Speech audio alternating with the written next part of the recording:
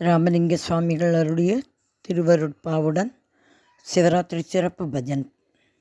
பெற்ற தாய் தனி மறந்தாலும் பிள்ளையை பெரும் தாய் மறந்தாலும் உற்ற தேகத்தை உயிர் மறந்தாலும் உயிரை மேவிட உடல் மறந்தாலும் கற்ற நெஞ்சகம் கலை மறந்தாலும் கண்கள் நின்று இமைப்பது மறந்தாலும் நற்றவத்தவர் உள்ளிருந்தோங்கும் நம சிவாயத்தை நான் மறவேனே, நம சிவாயத்தை நான் மறவேனே, நம சிவாயத்தை நான் மறவேனே.